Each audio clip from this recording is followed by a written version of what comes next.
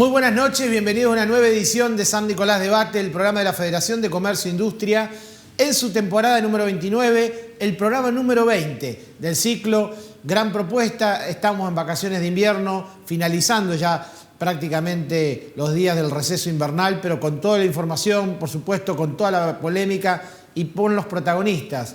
En tiempos donde queda muy poco para las PASO, para el 13 de agosto, donde se van a definir las internas de los diferentes candidatos. Por supuesto, hay un raíz mediático importante de la mayoría de los candidatos. En San Nicolás Debate estamos trayendo a la mayoría de los candidatos locales. Y bueno, en ese marco se inscribe esta propuesta que esta noche cambia el eje de lo político para lo económico en el primer bloque, porque ha habido medidas que anunció el ministro de Economía y candidato a presidente Sergio Massa.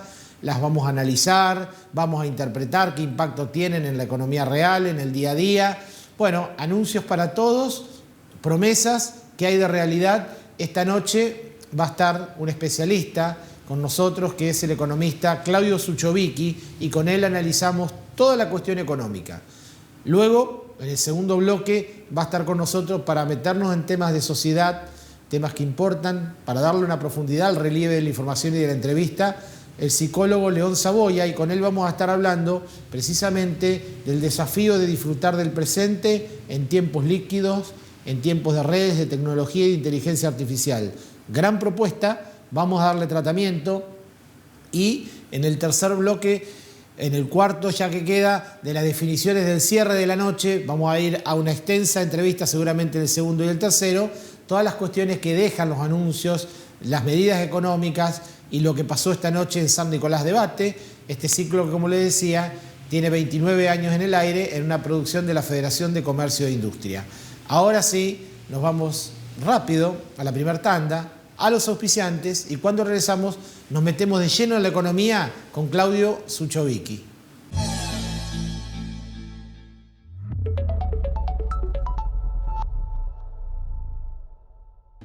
En Banca Empresas Macro queremos que tus agronegocios logren su mejor producción. Convenios para compras de insumos, financiación, descuentos de cheques, atención personalizada. Además, podés pagar con granos con las mejores condiciones. Macro, cerca, siempre. Tu familia, tu trabajo, tus proyectos, tu hogar es importante para vos, también lo es para nosotros. IAM Seguros, www.institutoasegurador.com.ar.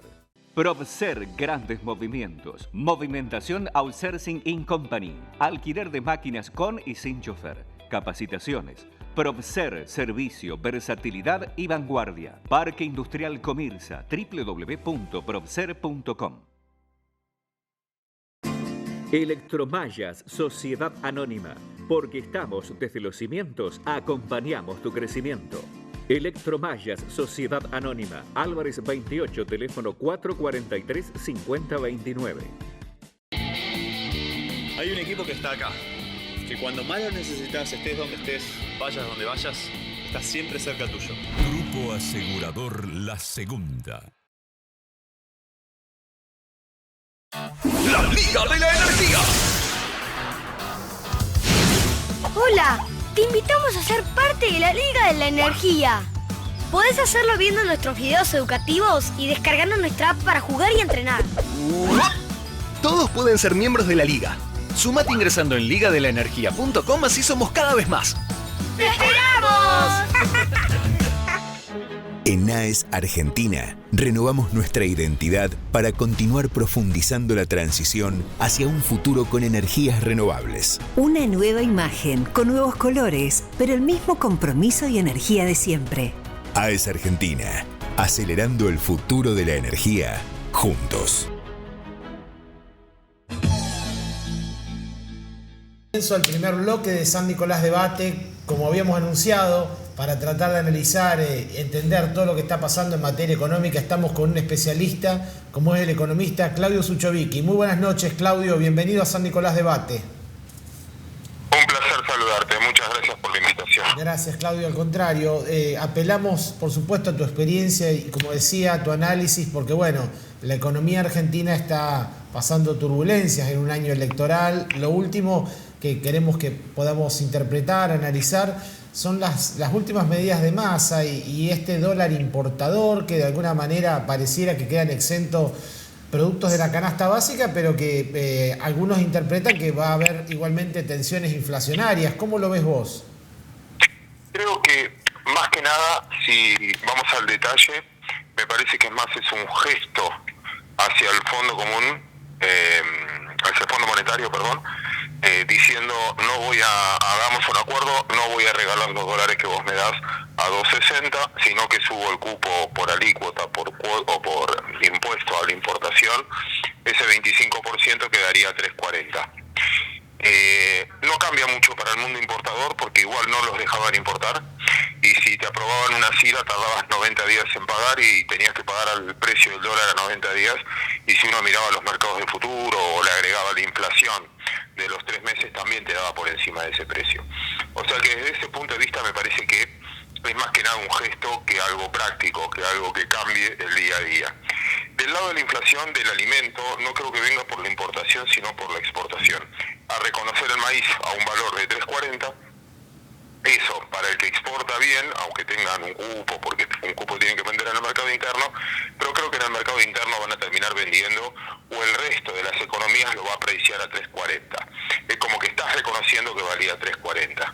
Y cierro, el ejemplo que estás usando últimamente, es como que si yo voy a alcanzar trabajo con vos, soy empleado tuyo y un día te digo, mirá, me voy a trabajar con el de enfrente porque me ofrece un 20% de salario, y vos me digas, bueno, está bien, te los pago, quédate conmigo, y yo te diga que si me lo podías pagar significa que me estuviste perjudicando durante bastante tiempo. Ahora me reconoces que vale 3.40, le estás diciendo a todo el complejo agroexportador que si no tenés la necesidad de vender, no vendas, porque como mínimo vale 3.40. Claro. Y eso yo sí creo que va a ser inflacionario. Claudio, y esta definición de eliminar a partir de septiembre las retenciones a economías regionales, digo, ¿qué impacto puede tener para un sector como el agro una definición de estas características? Para mí es bueno desde el punto de vista de la economía regional, no solo por el productor, porque el productor derrama. El productor se compra la ropa ahí, cambia un neumático, cambia el auto, quizás invierta en la construcción. Me parece que eliminar las retenciones te hace un poquito más competitivo. A este tipo de cambio Argentina en muchos productos dejaba de ser competitivo. Hay países que venden más barato que la Argentina y vamos perdiendo mercado. O sea que dentro de todo me parece una medida racional, ojalá que algún día se extienda sobre el resto también.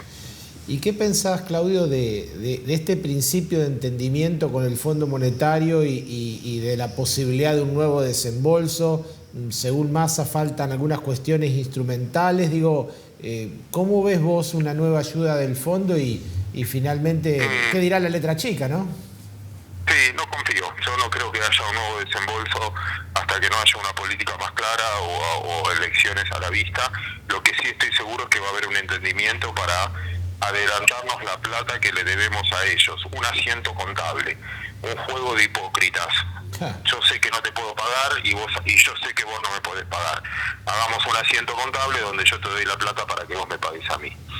Y punto. No creo que haya dinero nuevo, y si hay son monedas, no cambia la condición. El fondo me parece que es más una excusa de discusión política que una cosa de fondo. Siempre repito que es al que menos le debemos, solo 45.000 millones de dólares de los casi 400.000 que debe la Argentina. Y como todo acreedor, si yo te debo plata a vos, seguramente vos me vas a decir, Claudio, ahorra, porque si no, no me vas a poder pagar, te vas a ofender si me ves ir a bailar a la noche, o si paro en un hotel 5 estrellas, o si viajo en primera. No sé, si primero pagame y después date lujos. Y eso es un poco lo que le piden todos los acreedores a la Argentina. Claudio, te quiero consultar un poquito este tema de la instrumentación. Digo, todos los candidatos a presidente hablan de que la salida al cepo, bueno, la instrumentarían a partir del primer día. Hubo algún cruce entre Bullrich y Larreta con respecto a este instrumento, a esta medida, pero digo, ¿cuál es la realidad de una salida del cepo no traumática, pero que de alguna manera le dé señales a la inversión, según tu mirada? Mira, tarde o temprano vas a salir, vas a discutir del timing. Con brecha cambiaria no conozco país que se pueda llegar a desarrollar. Quizás busquen un atajo que es, bueno, desdoblo el tipo de cambio, te pongo un dólar comercial, un dólar paralelo, que eso no dura mucho tiempo. Pero como todos sabemos que no dura mucho tiempo, se terminan acelerando los procesos. No sabes de dónde termina arrancando. Yo creo que va a depender de la magnitud de la crisis, desde las PASO a las elecciones en general, por la incertidumbre que te genera quién es el que va a gobernar. En agosto eliminas una de las incertidumbres de una parte de la población que elige ir a 100 kilómetros por hora o a 70 kilómetros por hora, que son las dos propuestas. No discuten el rumbo, dicen más o menos lo mismo, discuten solo la velocidad. Ahí va a quedar uno de los dos. Entonces, desde ese punto de vista vas a alejar de qué tipo de política vas a discutir, y ahí vamos a discutir un poco la velocidad de la salida del cepo. Algunas cosas es probable que te las haga el mercado antes. De ejemplo, ya aparte hoy no hay dólar oficial, no es que conseguís ese dólar. Y hay muchas cosas de los precios que te dicen, yo te vendo el auto, te vendo un neumático, pero pagame tipo de cambio real, no me pagues el oficial, o uno celeste. Ya empezó a haber en la economía real transacciones que reconocen otro tipo de cambio. Claudio, yo te quiero preguntar, digo, de los tres motores de una economía, inversión, consumo y de exportaciones, pareciera que no tenemos buenos indicadores. ¿Qué señales hay de que puedan llegar a ser, en el mediano plazo, tal vez con alguna aire o por lo menos certidumbre del resultado de las elecciones, alguna recuperación que venga por el lado de estas vías? Y mira, por balanza comercial seguro que sí, por comercio Argentina deja de importar gas, eso es una buena noticia, y quizás pueda empezar a exportar en el 2025, eso puede ser que nos genere 3.000 millones de dólares por año al valor del BTU que está hoy, que vale un tercio de lo que valía hace un año, y después que vos también, la sequía terminó, esperemos, y que el campo pueda recuperar gran parte de lo que perdió este año, y eso te puede dar una balanza comercial muy positiva de 30.000 millones de dólares. Creo que eso es bueno. La economía privada no está tan endeudada, no tenés deuda privada, no tenés cheques rechazados, no tenés crisis sistémica, tenés una informalidad muy grande, pero hay una economía que más o menos puede funcionar. Así que me parece que si hay buenas señales políticas, la reacción económica para bien puede ser rápida, no tan lenta. Claudio, desde el lado no tanto de la macro, sino de la micro, digo, para un comerciante, para un pequeño emprendedor, lo que antaño era de alguna manera más redituable y nos referíamos a estoquearse, a acumular algún stock, hoy ¿cómo lo ves con esta nueva dinámica económica? ¿Es así o sería a la inversa? No, yo ahora estaría más tranquilo con eso. Fíjate que Argentina es un regalo para todos los países vecinos en lo que es servicio, alimentos. Vienen al cine, vienen al teatro, vienen a comer, vienen a la farmacia a comprar medicamentos o vienen a comprarse cápsulas de café. Pero un neumático, un celular, una computadora vale más barato en un país vecino, un auto, en un país vecino que acá. Entonces, estoquearme de bienes que su precio internacional es caro, para mí ya no tiene sentido. O sea, estoquearme mercaderías que cuando se normalice esto, incluso un tipo de cambio más alto al financiero hoy, yo pueda importar y me es más barato. De hecho, hay argentinos que van a comprar bienes de capital y ropa, incluso, a los países vecinos. Me parece que ahí no me estoquearía tanto, sobre todo por el costo financiero de estoquearme. Hay otros productos que sí, que prefiero tenerlos antes que dinero, que tiene una demanda que es inelástica, no sé, productos médicos o que independientemente del precio, la demanda es sostenida por una necesidad. Entonces, yo creo que ahora viene un mundo mucho más microeconómico, mucho más de detalle y no tanto las variables macro. Antes es como que yo voy a ser Nicolás y hablo con vos y te pregunto, che, ¿cuántas pizzerías hay acá? Y vos me decís, en San Nicolás debe haber 40. ¿Y a todas le va igual? No, a todas no le va igual. Algunas le va mejor, otras peor, otras muy bien y otras muy mal. Ahí ya depende de la mano, de la habilidad del manager. Y yo creo que eso ahora es necesario. Hasta ahora solo teniendo mercadería en los estantes ganabas dinero porque subía más la mercadería que el resto de los bienes. Yo creo que ahora no va a ser así. Claudio, te quiero agradecer mucho esta entrevista, tu mirada, tu análisis de la economía y siempre tu visión tan clara, muy amable. Al contrario, un placer hablar contigo. Muchas gracias. Soy Claudio Suchovicki, analista económico, bueno, dando cuenta de una mirada de la economía actual y sobre todo de las perspectivas. Nos vamos rápidamente a la pausa. Cuando regresamos damos vuelta la página y el ángulo de información, nos metemos con temas de sociedad. Va a estar con nosotros el psicólogo León Saboya. Ya volvemos.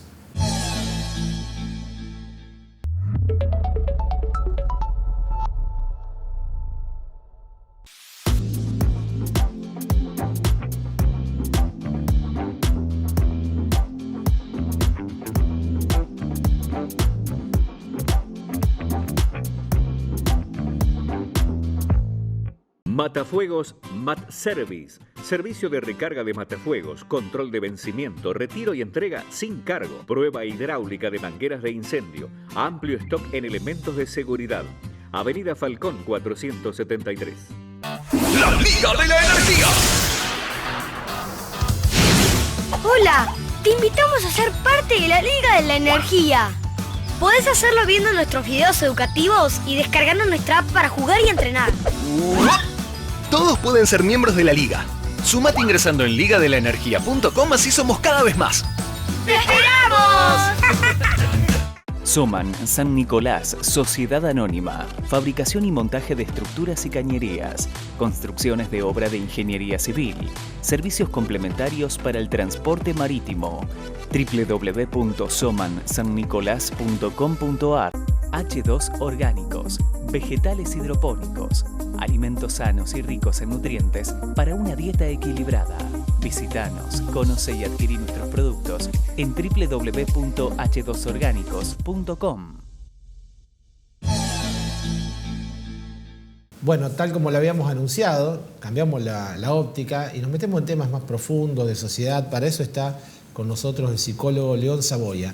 Muy buenas noches, León. Bienvenido a San Nicolás Debate. Un gusto. Hola, Baltasar. Gracias por estar otra vez acá con vos. Un gusto, León. Muchos temas para hablar con vos, continuando con una conversación anterior, pero con otra dinámica. Nos has traído un tema bien interesante para estos tiempos, que es el desafío de disfrutar el presente en tiempos líquidos, como se le llaman, de tecnología, de inteligencia artificial. Digo, ¿cómo poder aprovechar más esos instantes que nos pasan, lo que nos está ocurriendo ahora, frente al desafío de la volatilidad y lo efímero? Bueno, mira, lo que a mí se me ocurre como para empezar a hablar, ¿sí?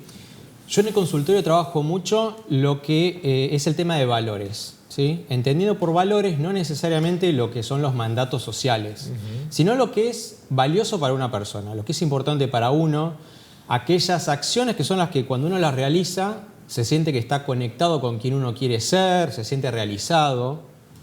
Y esas acciones no necesariamente tienen que ser grandes actos. Si para mí es importante la amistad, no necesariamente que yo tengo que planificar un viaje a Europa con todos mis amigos. A veces es simplemente enviar un mensaje para ver cómo está un amigo o ir a visitarlo. Y esas acciones chicas lo que tienen es que uno las puede realizar diariamente. Si uno empieza a desarrollar hábitos, ¿sí?, de conscientemente todos los días pensar en esas actividades en distintas áreas de la vida de uno, uno puede ir generándose esos espacios y hacer que cada día sea más valioso en términos de acercarse a la vida que uno quiere tener. Me parece que por ese lado uno puede hacerse un espacio en el medio por ahí de la vorágine de los tiempos actuales. Vos apelás a la proximidad, a pequeños actos que de alguna manera nos pongan en contacto con un otro.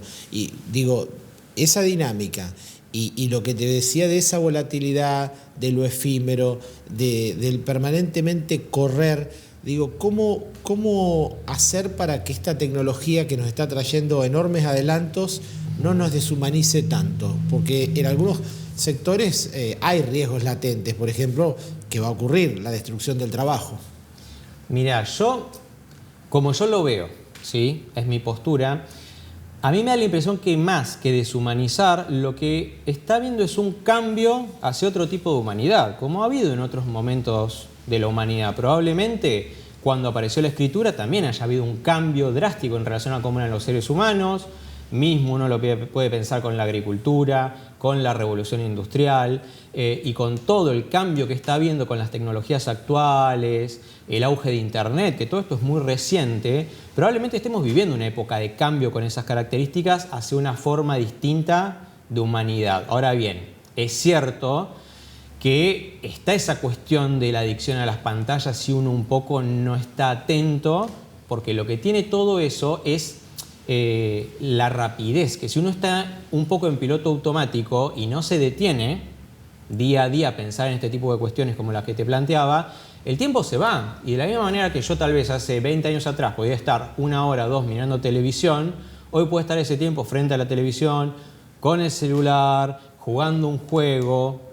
Yo tal vez lo encararía un poco por ese lado, ¿sí? O sea, no es que necesariamente es una deshumanización, sí hay cambios que no estamos preparados, nos toma muy desprevenidos, digamos, todo lo novedoso que es esto, y tal vez falta investigación, falta tiempo, que por ahí es lo que no hay. Yo por ahí lo comparo un poco con que también, a ver, el cuerpo, si vos le das azúcar, no sabe cuándo decir basta. Si uno está distraído, se come un paquete de masitas enteras, se come un plato de ravioles y sigue comiendo, porque el cuerpo no fue diseñado para el tipo de alimentación que tenemos actual. Y con la tecnología, las pantallas, pasa lo mismo. El cerebro no sabe cuándo decir basta. Por eso uno tiene que estar atento a estas cuestiones, a ver qué es lo que uno se había propuesto hacer hoy, con qué áreas quiero conectar. Eso es lo que por ahí va a hacer que uno, siendo consciente de lo que está pasando en este momento, pueda decidir: apago un rato el teléfono. Ahí voy. Me abrís una ventana, León. Digo, cómo educar al cerebro en hábitos para que, bueno, de alguna manera autolimitarnos, ponerle algún blindaje y tener de alguna manera una desconexión digital como para estar más involucrado en el aquí y ahora, en lo que nos está pasando. Porque, digo, esto no ocurría, pero los chicos son las 3 de la mañana y todavía siguen con el celular. O sea, no hay una desconexión de eso. ¿Cómo ir por alguna diagonal como para poder tener un poquito más de relajación mental? Y pasa que, a ver, fíjate que hay, como te señalaba, hay mucho del tema de educación ahí. Probablemente la educación sea una herramienta fundamental para enseñarnos a vincularnos con lo novedoso de la tecnología. ¿Cuál es el problema? Que fíjate que ni al celular la educación ha sabido todavía bien cómo incluirla en el aula, cómo incluirla en parte de lo que es el aprendizaje. Entonces estamos un poco a destiempo con esas cuestiones. A mí me parece que la educación en términos generales necesita dejar de tanto debate teórico, tanto debate de ideas y pasar un poco a propuestas concretas que pueden salir mejor o peor, pero uno puede ir tomando aquello que sirve e ir siguiendo trabajando y probando con aquello que tal vez no salió tan bien. Porque esas cuestiones, fíjate que, como vos decís, un chico que está a las 3 de la mañana con las pantallas, también hay una cuestión ahí en qué entorno se le permite hacer eso. ¿Cuáles son esas limitaciones que también tiene ese entorno que tal vez tiene sus propias dificultades? Es muy común que uno, hoy por hoy, con un chico que uno no sabe qué hacer, está muy alborotado, estoy en una reunión y bueno, vos le das el celular y se tranquiliza un rato.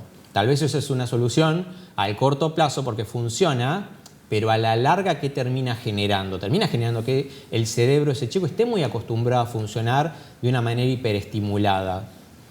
Y hay que ver hasta qué punto depende del chico de ponerse ese freno él mismo. Fíjate esto que yo te señalo de, bueno, paro, dejo el celular y le presto atención a mi amigo, a mi pareja que tengo enfrente para charlar. Yo esto uno lo puede pensar como adulto, pero un chico de 8, 10, 15 años, tal vez si no es el entorno el que le brinda esas herramientas y tal vez le ayuda a poner ciertos límites, es muy difícil que surja por sí mismo. Así es. Y con respecto a los mismos, si hablamos de los chicos, y hay cuestiones que seguramente ves en consultorio, y me refiero a la interacción que teníamos jóvenes, cuando éramos más jóvenes nosotros, cuando éramos niños, con lo lúdico, frente a los desafíos precisamente ahora de las pantallas, como esa creatividad que teníamos al jugar, ahora fue reemplazado por otro tipo de dinámicas que propone precisamente esto, lo digital y la tecnología.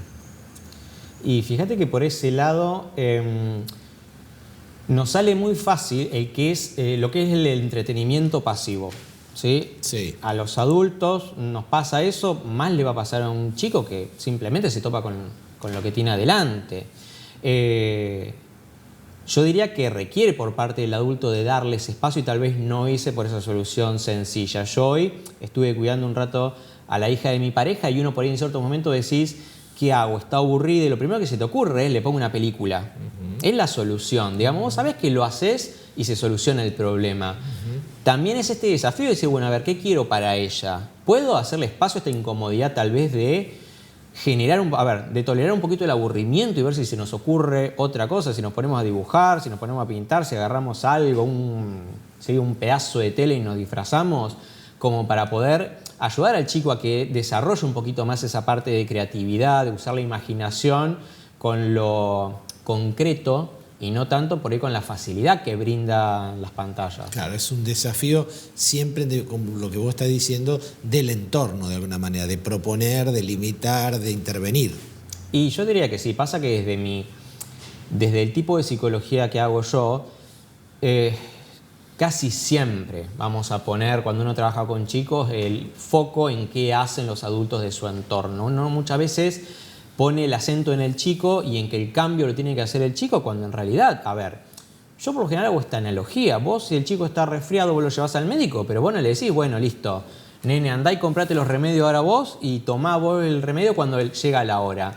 Es el adulto el que se lo administra. Con esto pasa parecido, si bien puede ser el chico el que uno vea que no se despegue de la pantalla, que no sale a hacer amigos, que va a una plaza y se queda pegado de los padres, son los padres quienes tal vez tienen que hacer ese trabajo de acompañamiento, que no es cómodo, porque, a ver, el chico es chico y va a hacer lo que le salga en ese momento, lo que le resulte más fácil, más cómodo, más atractivo. Pero pasa lo mismo con cualquier otra esfera, con la esfera de la educación, de la alimentación, de su salud. Es en gran medida responsable el adulto que está a cargo de ese chico. Bien, León, si bien hace muy poco, no tanto, que se salió de la pandemia, que el mundo ha salido de la pandemia, todavía tal vez no se puedan analizar bien los efectos, aunque sí hay de alguna manera perspectivas de cómo está la sociedad en la pospandemia, digo, en términos de salud mental, en términos de secuelas que ha dejado. Tal vez de alguna manera en el consultorio vos ves parte de esta dinámica. ¿Cómo analizás a la sociedad pospandemia? Mira, a mí por eso me ocurren dos cuestiones que están relacionadas, ¿sí? En funciones. Uno por un lado lo puede ver por el lado de los problemas emocionales derivados, sí, que por ese lado ya hay estudios, ¿sí? Se sabe que hay un incremento de la ansiedad y de los problemas vinculados a la ansiedad que son posteriores a la pandemia, son mayores incluso que en época de la pandemia. Y después está este tema de lo que venimos charlando en cuanto a los vínculos sociales, que en realidad los dos temas están muy relacionados. Yo por ahí lo que más me ocurre pensar por ese lado es que cuando arrancó la pandemia el mundo reaccionó bastante rápido y bastante rápido se preparó para hacerle frente al desafío del COVID y decirnos qué teníamos que hacer como para minimizar riesgos. El problema es que una vez que pasó el problema, no nos dijeron, bueno, listo, ahora terminó, ¿qué hay que hacer ahora? Es como que, por decirlo de alguna manera, te dijeron, ok, te tenés que quedar en el búnker. Bueno, bien. ¿Y ahora qué pasó? No se te dice tenés que salir del búnker. Es como que esa parte de recuperación quedó muy librada a cada individuo. Y hay individuos que naturalmente van a salir del búnker y hay otros que no. Entonces, ¿cuál es el problema? Hábitos saludables que uno tenía previos a la pandemia, sí, que por la pandemia los dejó de lado por una cuestión de prevención, tal vez luego no los recuperó. Y no hay una cuestión de política en salud mental, a nivel global digo, que haya puesto el énfasis en, bueno, cómo recuperamos a la sociedad frente a eso. Por darte un ejemplo muy chiquito, yo me acuerdo que una vez noté en el consultorio cómo yo de la pandemia salí con menos contacto físico. Es como que perdí el hábito yo de saludar con un beso, dar un abrazo. Y es como que esos hábitos, si uno no se detiene y dice, che, pará, yo quiero ser así, yo era así antes, esto está bueno, no lo va a recuperar ese hábito.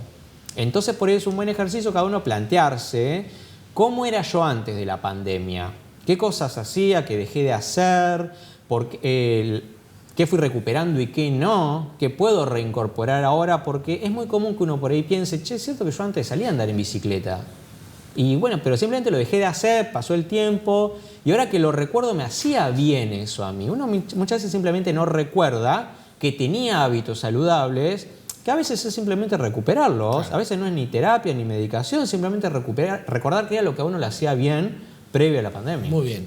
León, te propongo, vamos a ir rápidamente a una tanda y cuando regresamos, la segunda parte de la entrevista con el psicólogo León Saboya.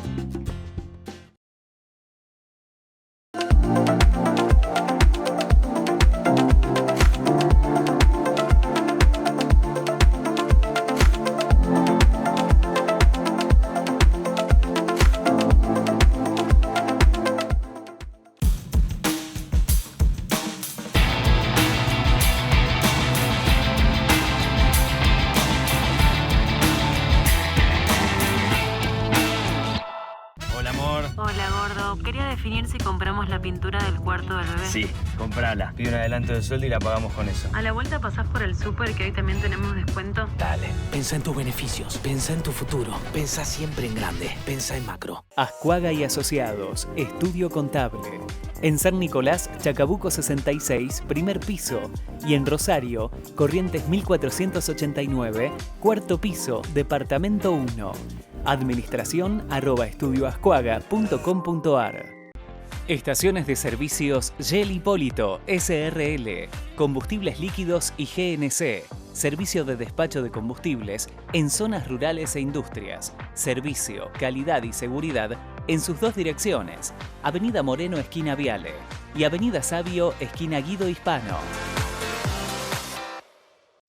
En AES Argentina, renovamos nuestra identidad para continuar profundizando la transición hacia un futuro con energías renovables. Una nueva imagen, con nuevos colores, pero el mismo compromiso y energía de siempre.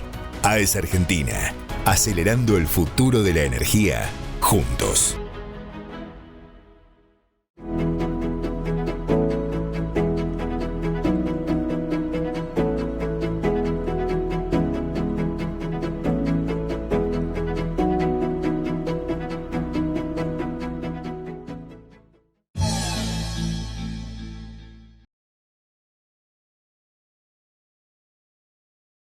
Bueno, continuamos con la segunda parte de la entrevista al psicólogo León Saboya. León, estamos analizando temas en profundidad de la sociedad, sin apuros, detenernos, que me parece interesante en un programa televisivo y tu mirada y tu reflexión. Y ocurren varias cosas, por supuesto, en una sociedad que tiene, bueno, un montón de vertiginosidad, de cambio, de dinámica constante. En el medio de eso aparecen cuestiones como ataques de pánico, un tema que alerta, que muchas veces preocupa y que se conoce poco. Definime qué son y cómo podemos advertirlos y de alguna manera darles tratamiento. Ok. Fíjate qué bárbaro cómo es un tema que al día de hoy la sociedad por lo general no tiene tanta información cuando es un diagnóstico que hace tal vez 100 años que está. Pero bueno, en principio, sí. Vamos a que la definición de lo que es un ataque de pánico, ¿sí? Es una respuesta masiva de miedo. Eso es un ataque de pánico, ¿sí? Si yo estoy en la punta de una montaña rusa, en ese momento lo que estoy teniendo es un ataque de pánico. Si estoy en el medio de un asalto violento, de un incendio, lo que yo tengo en ese momento es un ataque de pánico. No es como si fuera un ataque de pánico, es un ataque de pánico porque esa es la definición de pánico, una respuesta masiva, intensa, muy intensa de miedo. ¿Qué es lo que pasa? Que uno por lo general, si vos te morís de miedo en la punta de una montaña rusa, nadie va a pensar que tenés un problema porque considera que es lógico en base a lo que está pasando. Lo mismo en cualquier contexto que uno esté en una situación de riesgo. Lo que pasa con el ataque de pánico, que es el que uno lo diagnostica, por decirlo de alguna manera, es que se presenta en un momento donde no hay en el entorno estímulos que ameriten esa respuesta masiva de miedo. Yo tal vez estoy viajando en un auto como cualquier otro día, o estoy cenando en mi casa con mi familia y de pronto empiezo a sentir toda una serie de síntomas y lo que desconcierta a la persona es que ¿por qué me está pasando esto justamente ahora? Es esa descontextualización del síntoma lo que la gente le empieza a preocupar y empieza a generar toda una catarata de conductas problema que termina derivando en un trastorno de pánico. León, a quienes le han ocurrido, por supuesto en diferente intensidad, hablan de necesariamente la idea de la muerte, que se están muriendo. Así lo manifiestan, creo yo. Pero ¿cuáles son esos síntomas de alguna manera de esa situación que te descontextualiza, pero que te pone en un riesgo de alguna forma? Pasa que por eso, a ver, mira, ahí te respondo esa pregunta. Pero si vos, ¿sí?, estás en una situación, ¿sí?, que estás aterrado, estás en un ascensor y de pronto se detiene y vos sentís que está temblando para todos lados y se te sale el corazón por la boca, se te corta la respiración, te tiemblan las piernas, ¿sí?, te pones totalmente tenso, vos lo que menos te vas a preocupar en ese momento es que te está latiendo el corazón. Tu atención está puesta en el ascensor. A la persona que tiene pánico, los síntomas son muy similares. O sea, no es en sí el síntoma lo que es terrible, sino lo desconcertada que queda la persona en relación a lo que le está pasando. Entonces empieza a suponer: no puedo respirar, me estoy ahogando. Se me sale el corazón del pecho, me está por un infarto. Se me da vuelta todo, estoy temblando, estoy totalmente tieso, me está dando una ACV, me estoy volviendo loco, ¿sí? O sea, la gente lo que hace es inferir que le está pasando algo terrible en base al pánico, ¿sí? Pero por eso también es muy interesante la diferencia entre trabajar con un paciente que ha tenido 1 o 2 ataques de pánico y viene al consultorio, de una persona que viene con ataque de pánico de larga data. Porque ¿sabe cuál es la diferencia? Esta está mucho más dispuesta a aceptar que lo que le está pasando no es grave, en el sentido de que el síntoma en sí mismo le va a provocar algo nocivo, negativo para su salud. Porque ya convive con esto de hacer... No, la que lo ha tenido 1 o 2 veces, ¿sí?, está mucho más dispuesto a aceptar el hecho de decir: vos decís que no me va a pasar nada, vos decís que si yo continúo con mi vida, ¿sí?, no es que está en peligro mi salud, me hice los estudios correspondientes, me dio todo bien, vos decís que está todo bien. Está mucho más dispuesta esa persona de a poco a exponerse y a amigarse con esas sensaciones. Esta otra no. Esta que hace 10 años que tiene pánico está convencida de que lo que le está pasando es terrible en sí mismo, y es mucho más difícil que esta persona se anime a amigarse. Yo cuando digo amigarse no quiere decir que a uno le tengan que gustar los síntomas, sino simplemente tomarlos como un momento desagradable, con todo lo desagradable que es, pero que no es peligroso. Vamos a ver que si vos estás de vacaciones y te agarra una fiebre terrible, probablemente te sientas muy frustrado, o te da un dolor de cabeza muy fuerte. No te guste estar así. Acá no depende de que a uno le guste. Pero otra cosa es que vos digas: me duele la cabeza, me está dando una ACV. Me duele el estómago, me estoy por desangrar. ¿Sí? Que eso es lo que termina pasando con la persona que tiene pánico, ¿sí? O sea, que considera que es terrible el síntoma en sí mismo y no lo quiere tener. Y la lucha contra el síntoma termina haciendo que cada vez se vuelva más sensible incluso a sensaciones mínimas. Vamos a ver que la persona con pánico no es que siempre tiene el gran ataque de pánico. Los grandes ataques de pánico, por lo general, están muy asociados al estrés. Cuando la persona está muy estresada, es muy probable que le vengan todos los síntomas. Lo que pasa es que en realidad la gente, una vez que tiene un par de ataques de pánico, los empieza a esquivar, y mientras más pasa el tiempo más, se vuelve experta en olfatear los síntomas de pánico. Entonces después no es que tiene toda la gran bola de síntomas, sino que siente que ya está respirando raro, ya siente que el corazón le está latiendo de una manera inhabitual, que está más tensa de lo común, y quiere evitar esas sensaciones porque los ve como un preámbulo, ahora sí, del pánico. ¿Y hay manera, de alguna manera, de tratarlo, digo, bajo la órbita de la psicología, tal vez de alguna medicación? Digo, ¿cómo se le da tratamiento a un ataque de pánico más allá de poder visualizarlo? A ver, ahí tenés 2 formas de encarar eso, ¿sí? Te voy a ir primero con la amistosa y después con la mía, porque el tipo de tratamiento que hago yo es mucho más de apertura frente a las emociones, ¿sí? Desde el tipo de terapia que hago yo soy terapeuta cognitivo-conductual de tercera ola, que se llama. ¿Qué significa tercera ola, León? Vos tenés 3 olas en terapias cognitivo-conductuales. El primer conductismo, con sus primeras aplicaciones prácticas, que justamente apuntaban principalmente a trastornos de ansiedad, y eran muy efectivas. Muchas técnicas que surgieron en los 50, tal vez incluso antes, se siguen aplicando al día de hoy y son muy parecidas. Después, a partir de los 60, los 70, apareció el paradigma cognitivo y es donde surge lo que hoy por hoy conocemos como terapias cognitivo-conductuales. Tanto la primera como la segunda ola apuntaban mucho al cambio, a que vos había, por decirlo de alguna manera, ¿sí?, un síntoma que había que eliminar. Vos tenías ataque de pánico, tenías que dejar de tenerlos. Vos estabas depresivo, tenías que perder ese estado emocional negativo. La tercera ola lo que hace es incorporar estrategias y herramientas de aceptación. O sea, no siempre la emoción es un problema. Muchas veces las emociones se vuelven un problema cuando uno no las quiere tener. La persona que tiene un trastorno de ansiedad no es tanto que tiene más miedo o más intenso que una persona que no tiene un trastorno de ansiedad. Lo que pasa es que la persona que tiene un trastorno de ansiedad no quiere sentir miedo, no quiere sentir incertidumbre. Y paradójicamente lo que termina pasando es que lo siente más. La persona que tiene una depresión no necesariamente es que está más triste, más angustiada que una persona que no está depresiva. Esa persona está empecinada en no estar triste y lo que termina pasando es que se hunde cada vez más en la tristeza.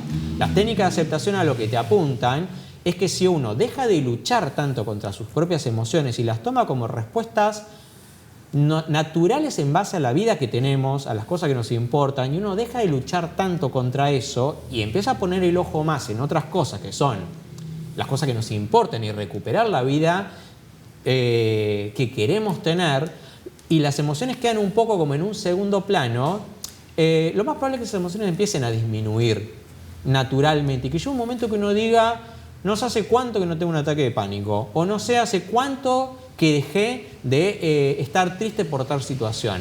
Pero fíjate que es más un efecto secundario, la disminución de la ansiedad, que el objetivo de la técnica en sí en esos casos. Bien, y todo esto vos me decís que en gran parte, me hablaste en profundidad, a grandes rasgos de ataques de pánico, parten muchas veces de situaciones de estrés que vivimos, que día a día la corremos, que padecemos, que mochilas que tenemos, digo, ¿cómo sobrellevar tanta carga? Digo, ¿es lo mismo que con lo otro? Digo, que con lo que me comentás recién, con los ataques de pánico, es dejar de alguna manera aceptar determinadas cosas y poner el foco en otras, de alguna forma, es mantenernos ocupados de alguna manera. Y mira, yo te diría ahí, haría una salvedad por ese lado, porque a veces el hecho de decir, hacerle espacio a la ansiedad y seguir para adelante, tal vez implica descuidar ciertas señales que te está dando tu cuerpo, ¿sí? Yo por lo general a los pacientes con ataque de pánico, más allá del síndrome en sí, yo les señalo, esto son señales de que, a ver, ¿cómo es el estilo de vida que estás teniendo? Y uno por lo general puede identificar dos tipos de... A ver, ¿qué pasa con el estrés? Una cosa es que vos digas, yo tengo el objetivo sí o sí del año que viene mudarme. Necesito trabajar más horas y yo sé que este año voy a estar más estresado. Lo lamento por mi salud, la verdad que entiendo que no es lo mejor para mí, pero tomo esa decisión conscientemente. ¿Por qué? Porque quiero tener otro estilo de vida, porque quiero que mi familia esté mejor, etc. Entonces, en esos casos yo te diría, bueno, es comprensible. Yo me acuerdo que yo tenía un paciente que le apasionaba su trabajo y tenía ataque de pánico. Y bueno, si dormís 3 horas por día y vas viajando de una punta de la ciudad a la otra todos los días, bueno, es natural que vas a tener pánico. Lo vas a tener que aceptar. Si no, porque este es el punto, si no, es ahí cuando yo me tengo que plantear, ok, de la vida que estoy llevando actualmente, ¿en qué puedo parar un poco? ¿Qué puedo frenar? Y muchas veces no es... El estrés no siempre es, bueno, yo estoy trabajando 12 horas, tengo que trabajar 8, ¿sí? A veces el problema con el estrés es que se va sumando de a gotas y de a gotas uno se lo tiene que sacar de encima. Yo me había propuesto terminar con 4 expedientes hoy. ¿Puedo hacer 3, no 4? Yo tenía que ir a pagar tal cosa y acá tengo que ir a pagar tal otra y de acá tengo que ir a buscar tal cosa. Bueno, ¿puedo dejar esto para mañana? ¿Es necesario que lo haga hoy? A veces es cuestión... Yo les señalo a veces a mis pacientes, proponete, en vez de rendir un 10 hoy, un 9.50. ¿sí? Mínimo. Proponete dejar... Probablemente lo vas a sentir como que estás perdiendo el tiempo, se te está acumulando mucho para mañana. No necesariamente es hacer cambios drásticos, sino cómo puedo ir ahorrándome alguna... ¿Sí? A ver, ¿puedo caminar un poquito más lento y llegar 5 minutos más tarde donde voy? Es esto, ¿sí? Es combatir el estrés por gotas, ir sacándose de a 1 gramo, de a 10 gramos por día. No necesariamente sacarte una mochila de 10 kilos de golpe. León, da para más. Interesantísima la propuesta de esta noche. Los 2 bloques, en definitiva, con las cuestiones que tienen que ver con la dinámica de tiempos líquidos, de la tecnología, pero también con estas cuestiones cotidianas que la gente lleva a la terapia, pero que padece día a día, y me parece que estos son salvoconductos como para encontrar la luz. Te agradezco mucho la presencia, León. Muchas gracias a vos, Baltasar. Muchas gracias. Lo vio, lo escuchó y pasó en un amplio análisis por San Nicolás de Bate el psicólogo León Saboya. Ahora nos vamos rápidamente a la tanda y cuando regresamos tenemos el bloque institucional.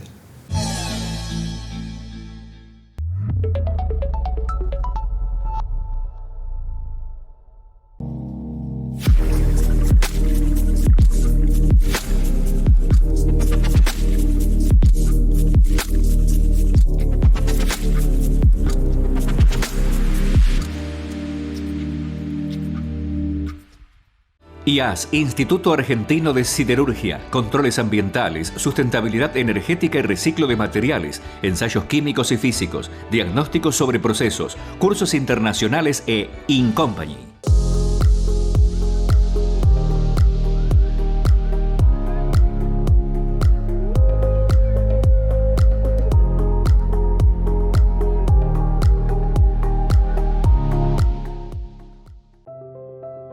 Donde crecemos,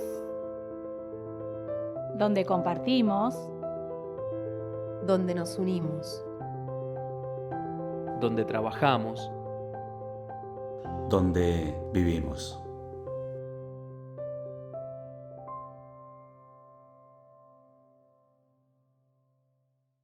Polibás, autoservicio de embalaje, atención a comercios y empresas, cotillón para fiestas. Polibás, Belgrano, esquina Urquiza.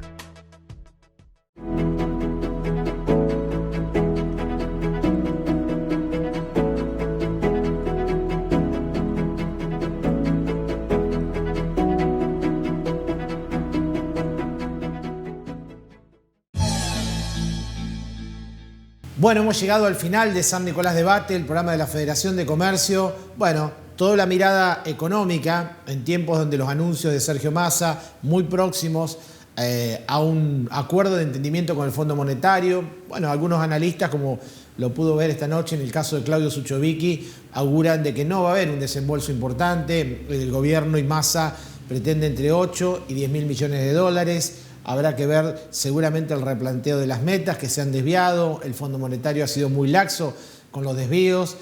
Otros integrantes de Unión por la Patria, como Máximo Kirchner, habla de que debiera haber un pago como para de alguna manera sacarse encima del Fondo Monetario, como hizo Néstor Kirchner en su presidencia. Bueno, finalmente está muy próximo al entendimiento y vamos a ver si hay o no una inyección de fondos frescos en una economía que necesita urgentemente dólares. En la Argentina hoy día conviven 11 tipos de cambio diferentes, más allá de los anuncios. El dólar blue, que es el dólar que valida el mercado, superó los 550 pesos.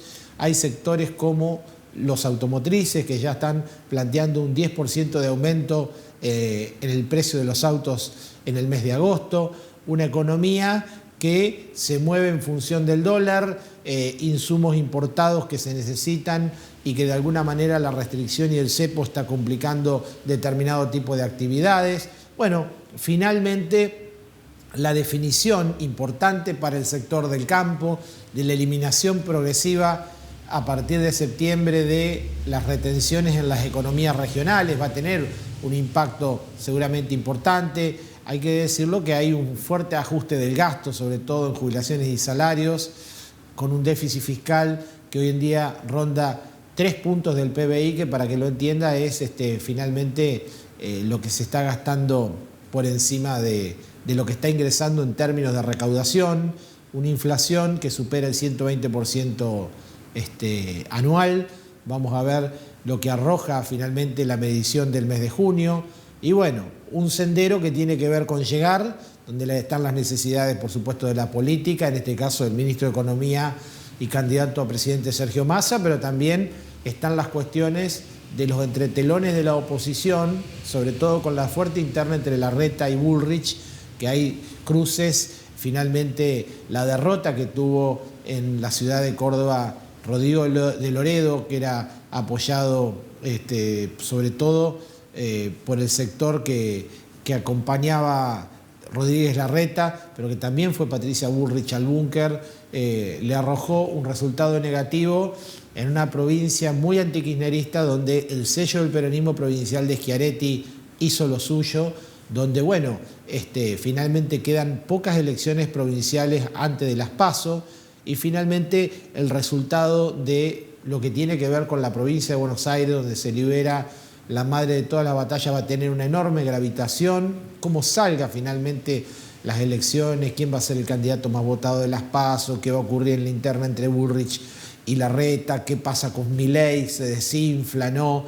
Hoy en día hay muchas encuestas. Finalmente la encuesta definitiva va a ser el día 13 de agosto. Las encuestadoras han fallado mucho en las últimas elecciones. Está el margen de error, pero también hay una sociedad que está dando de alguna manera un mensaje, porque desde el 1983 que se retomó la democracia, ya ha habido 5 millones de personas que no han ido a votar en lo que respecta a los últimos comicios provinciales en 17 provincias. Es un número más que llamativo, que interpela y le manda una señal a los políticos en una sociedad que tiene mucha frustración, que tiene muchas broncas y que de alguna manera lo está haciendo ver con el ausentismo, que muchas veces no es el camino indicado, porque la democracia, incluso lo que queremos cambiar, lo podemos instrumentar a través de un voto. Finalmente, votar por una propuesta o votar por la otra, pero participar. San Nicolás ya tiene en los 63 establecimientos educativos que se van a votar el 13 de agosto, hay 340 urnas que han llegado a la ciudad, en un importante operativo logístico, donde, bueno, finalmente San Nicolás tiene sus pasos. Está la lista de Santiago Pasaglia versus la de Agustín Barba en Juntos por el Cambio, les recordamos, hay muchos candidatos. Está también la PASO entre Cecilia Comerio y Luciano Pastocchi. Finalmente hay otros espacios como los libertarios, que llevan candidato único, que estuvo en el programa, que es Marcelo Botassi. Está a la izquierda, hay referentes de Guillermo Moreno, que mañana viene de visita a la ciudad y va a pasar también por la Federación de Comercio e Industria. Es una elección importante la que se da, porque, bueno, se elige intendente, se renueva la mitad del Consejo Deliberante, hay diputados nacionales, senadores provinciales. Vamos a tener una amplia cobertura y, por supuesto, el cierre de campaña se va a vivir en San Nicolás de Bate el jueves anterior a lo que las PASO, porque luego ya viene, por supuesto, lo que es la veda electoral. Y bueno, todo esto lo va a poder compartir, la opinión, la importancia de alguna manera de la mirada local, de los desafíos de la ciudad que avanza, que ha tenido un gran crecimiento, cuestiones que faltan, cuestiones de alguna manera donde se está poniendo más el acento tanto del oficialismo como de la oposición, que tienen que ver con la inseguridad, con los hechos que están azotando a la ciudad, que no escapa a la realidad nacional, por supuesto, el flagelo de la inseguridad y toda esta agenda de cara a su voto, a la importancia de poder sufragar el próximo 13 de agosto. De parte de la Federación de Comercio e Industria, comentarle de que se llevó adelante el jueves pasado un importante encuentro dirigencial regional que albergó más de 20 cámaras entre la provincia de Buenos Aires y de Santa Fe, cámaras empresarias que se dieron cita en la Federación, en donde, de la mano del presidente de la Federación de Comercio e Industria, el anfitrión José Luis Zanini, se recibió al presidente de la Cámara Argentina de la Mediana Empresa, Alfredo González, al presidente de la Federación Económica de Buenos Aires, Raúl Cajale, y con ellos se estuvieron debatiendo temas que tienen que ver con la integración de las cámaras empresarias, con los desafíos de la región, que pasan por la logística, que pasan por la energía, cómo aumentar la productividad. Fue una jornada muy, pero muy rica de trabajo, que se llevó adelante, donde los dirigentes conocieron la ciudad, los lugares históricos y donde de alguna manera San Nicolás fue sede de un congreso empresarial importante, y esto seguramente es la puerta de entrada de otros eventos donde la ciudad también se quiere posicionar como sede de eventos, convenciones, y eso es turismo, esos ingresos y esa inyección económica para la ciudad, y es una manera de vender también la marca ciudad que a todos nos viene muy bien. Se me va el tiempo, por mi parte nada más, agradecerles el acompañamiento, recordarles que todas las entrevistas, todas las notas con los protagonistas de la información que pasan por San Nicolás Debate están en el moderno sitio web www.sndebate.com.ar. Nada más, el agradecimiento, recordar, las repeticiones son este sábado 22 horas y el domingo a las 18:30 horas. Han sido muy amables, muchas gracias por acompañar el ciclo y hasta la próxima semana.